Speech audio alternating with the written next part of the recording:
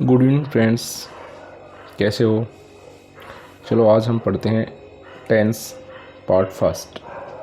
और tense English grammar के लिए यूँ मानिए एक बेसमेंट है। Without tense we can't imagine other topic of English grammar. So tense is must for English grammar. Tense किसी काम के समय के अनुसार इंग्लिश ग्रामर में वर्ब के फॉर्म को चेंज करता है। यानी कि कोई भी टेंस हो, उस टेंस में जो फॉर्म होती है उसके आधार पर टेंस को हम आइडेंटिफाई करते हैं। टाइप ऑफ टेंस, सबसे पहले बात ये आती है कि टेंस के कितने प्रकार हैं। तो टेंस के 3 प्रकार हैं: present tense, past tense, future tense. वर्तमान काल, भूतकाल, भविष्यकाल। पार्ट ऑफ टेंस, टेंस के भाग कितने हैं, काल के भाग कितने हैं। तो 3 टेंस हैं और तीनों टेंसों के 4 भाग होते हैं: सिंपल या indefinite, continuous, progressive, perfect, perfect continuous.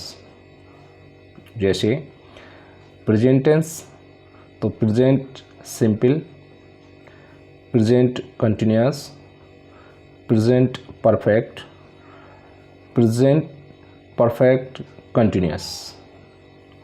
Past simple, past continuous, past perfect, past perfect continuous. Future simple, future continuous, future perfect, future perfect continuous. तो प्रत्येक टेंस के 4 भाग होते हैं। प्रेजेंट टेंस, वर्तमान काल। सबसे पहले पढ़ेंगे हम प्रेजेंट टेंस। और प्रेजेंट टेंस का पहला भाग प्रेजेंट सिंपल टेंस। इसका आइडेंटिफिकेशन होता है हिंदी वाक्यों के अंत में ता है, ती है, ते हैं शब्द आते हैं। जैसे राम पढ़ता है, ता आ रहा है। बच्चे खेलते हैं, ते आ रहा है। वह हंसता है, ता आ रहा है। तो ये इसकी आइडेंटिफिकेशन हुआ, टेंस को पहचानने वाले कीवर्ड हुए। तो प्रेजेंट सिंपल टेंस की जो पहचान है वो क्या है कि हिंदी वाक्यों के अंत में ता है, ती है, ते हैं शब्द आते हैं। फिर एक बार रिपीट करते हैं। टेंस 3 होते हैं: present tense, past tense, future tense. और प्रत्येक टेंस के 4 भाग होते हैं: simple, continuous, perfect, perfect continuous. और सबसे पहले हम पढ़ेंगे प्रेजेंट टेंस। इसकी आइडेंटिफिकेशन, पहचान है हिंदी वाक्यों के अंत में ता है, ती है, ते हैं शब्द आते हैं। नेक्स्ट पेज पे चलते हैं।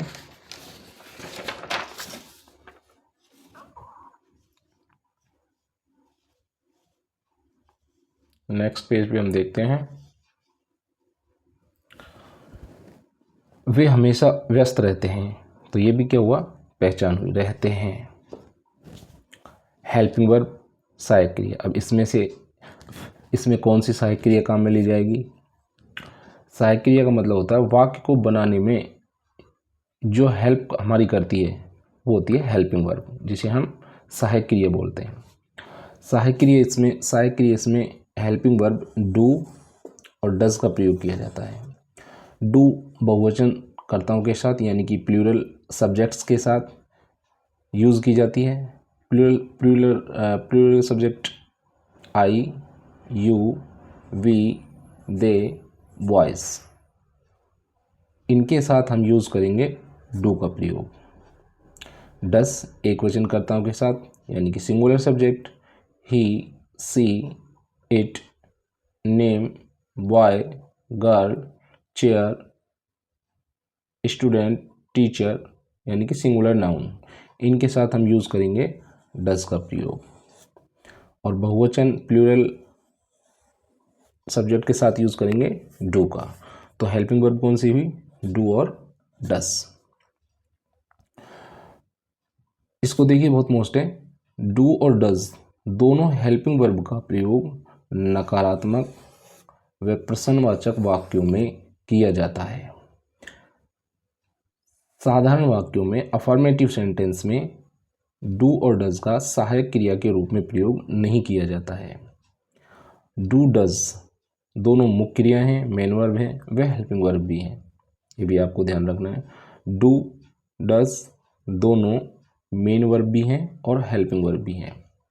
तो आपको याद रखना है, डू और डज का प्रयोग हेल्पिंग वर्ब के रूप में कहाँ किया जाएगा? नकारात्मक और प्रश्नवाचक वाक्यों में किया जाएगा। मेन वर्ब मुख्य क्रिया कौन सी आती है इसमें? वर्ब की फर्स्ट फॉर्म प्लस एस या ई एस, क्रिया का पहला रूप जिसमें एस या ई एस लगाएंगे हम।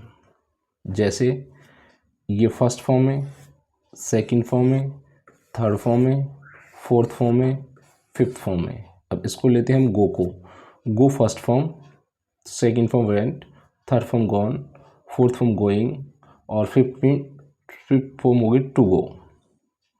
कहने का मतलब है हम जो यूज़ करेंगे इस टेंस में वो फर्स्ट फॉर्म यूज़ करेंगे। गो, कम, प्ले, टेक, जो भी टेंस के अकॉर्डिंग, सेंटेंस के अकॉर्डिंग हमारा सेंटेंस आएगा उसमें जिस फॉर्म की आवश्यकता पड़ेगी उस फॉर्म के लिए हम वर्ब की फर्स्ट फॉर्म का यूज़ करेंगे। अब नेक्स्ट आता है एस या ई एस संबंधी नियम। ये क्या होता है? यदि क्रिया वर्ब के अंत में O, X, S H, C H, double S आ जाए और सब्जेक्ट हमारा एक वचन हो, सिंगुलर हो, तो क्रिया के पहले रूप में हम लगाएंगे ई एस।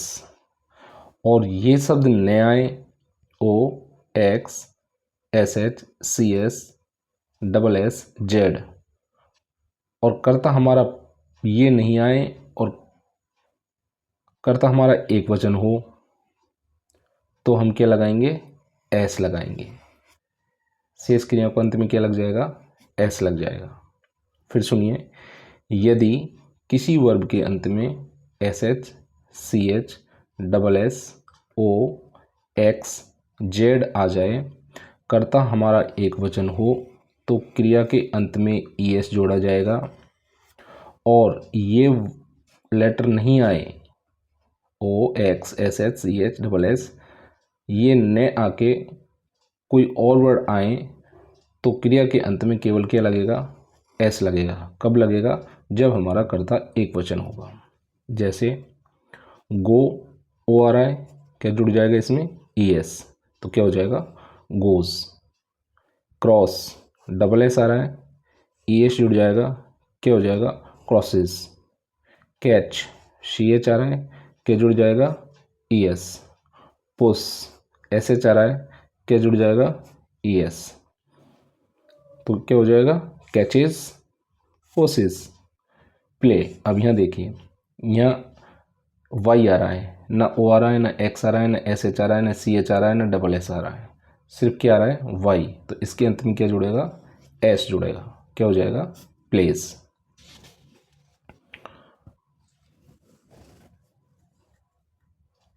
नेक्स्ट पेज पे चलते हैं। नेक्स्ट रूल आता है नंबर 3 पे। यदि आपका कर्ता वाक्य में प्लूरल है, बहुवचन है, यानी कि I, you, we, they, boys, girl, chair, students हो, तो वर्ब में ना एस लगाएंगे ना ई एस लगाएंगे। मतलब यदि आपका सब्जेक्ट बहुवचन है, I, you, we, they, boys, girls, कोई भी प्लूरल नाउन हो, तो क्रिया की फॉर्म में ना एस लगेगा ना ई एस लगेगा। एस और ई एस का नियम केवल साधारण वाक्यों में लगेगा जब हमारा कर्ता सिंगुलर होगा, तब हम यूज़ करेंगे किसका? एस और ई एस का। यदि हमारा कर्ता प्लूरल है तो ना एस लगेगा ना ई एस लगेगा। और ये सिर्फ किस में लगेगा? साधारण वाक्यों में, अफर्मेटिव सेंटेंस में हम एस या ई एस का प्रयोग करते हैं।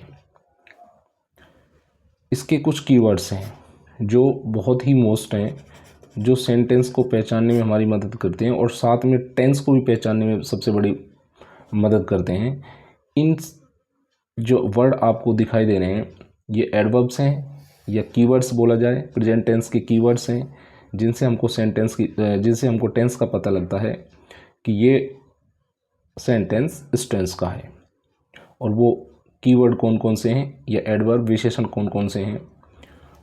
Always, usually, seldom, often, daily, sometimes, never, ever, frequently, generally, regularly, every day, week, month, year, twice a day, twice a week, twice a month। और भी बहुत सारे एडवर्ब्स हैं जो इस टेंस की पहचान करवाते हैं। यदि ये एडवर्ब्स या बोला जाए कीवर्ड्स किसी सेंटेंस में आ जाते हैं तो वो सेंटेंस प्रेजेंट सिंपल टेंस का होता है और ये यूज़ किए जाते हैं करेक्ट फॉर्म भरने के लिए। जब हम करेक्ट फॉर्म पढ़ेंगे तो इनका बहुत रोल मोस्ट होगा इनका, तो ये आपको याद रखने हैं। ये बहुत ही मोस्ट और इम्पोर्टेंट चीज़ें हैं। ये प्रेजेंट सिंपल टेंस का प्रयोग कहाँ कहाँ किया जाता है, प्रेजेंट सिंपल टेंस का प्रयोग ये भी आपको जानना बहुत ज़रूरी है। देखिए, रूटीन एक्शन, दिनचर्या बताने के लिए, सुबह से शाम तक हम क्या करते हैं उस चीज़ को बताने के लिए हम प्रेजेंट सिंपल टेंस का यूज़ करते हैं। हैबिचुअल एक्शन, आदतन कार्य, किसी को चाय पीने की आदत है, किसी को ड्रिंक करने की आदत है, जैसे गुलाब के फूल की आदत है खुशबू देना, तो ये किस में आएगा? आदतन कार्य में। किसी की आदत है चाय पीना तो किस में आएगा? हैबिचुअल एक्शन में। किसी की आदत है स्मोकिंग करना तो किस में आएगा? आदतन कार्य में।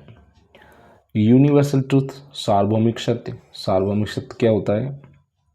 सार्वभौमिक सत्य होता है जैसे सूर्य पूर्व में उदय होता है, सूर्य पश्चिम में छुपता है, तारे रात में चमकते हैं, पानी 100 डिग्री पर उबलता है। ये सब किस में आएंगे? यूनिवर्सल ट्रुथ में आते हैं ऐसे सेंटेंस। न्यूज़पेपर हेडलाइंस, यदि न्यूज़पेपर की हेडलाइंस हो तो उन्हें बताने भी हम प्रेजेंट सिंपल टेंस का प्रयोग करते हैं। समय सारणी, कोई भी समय सारणी है, चाहे स्कूल की है, हॉस्पिटल की है, रेलवे स्टेशन की है, बस की है, किसी की भी है समय सारणी, समय सारणी को बताने के लिए प्रेजेंट सिंपल टेंस का प्रयोग किया जाता है। किसी खेल के आंखों देखा हाल बताने के लिए, कमेंट्री सुनाने के लिए भी प्रेजेंट टेंस का यूज़ किया जाता है। तो ये चीज़ें आपको याद रखनी है। टेंस बहुत ही मोस्ट है, प्रेजेंट इंडेफिनिट टेंस या प्रेजेंट सिंपल टेंस, और ये इसकी डिटेल है। ये डिटेल आपको याद रखनी है। इसमें एक तो ये बहुत मोस्ट है, एडवर्ब्स जो हैं ये टेंस की पहचान करवाते हैं, आपको ये याद रखने चाहिए। कहाँ कहाँ टेंस का प्रयोग किया जाता है, इस टेंस का कहाँ यूज़ किया जाता है, आपको ये चीज़ याद रखनी है। और इस टेंस में वर्ब की कौन सी फॉर्म लगती है ये भी आपको याद रखना है। एक वचनकर्ता कौन कौन से होते हैं ये आपको याद रखना है। बहुवचनकर्ता कौन कौन से होते हैं ये आपको याद रखना है। एक वचनकर्ता कौन कौन से होते हैं ये आपको याद रखना है। डू और डज का प्रयोग कहाँ किया जाता है ये भी आपको याद रखना है। तो ये टेंस की डिटेल थोड़ी बड़ी है लेकिन ये बहुत ही मोस्ट और इम्पोर्टेंट टेंस है। सो आई होप आपको समझ में आया होगा।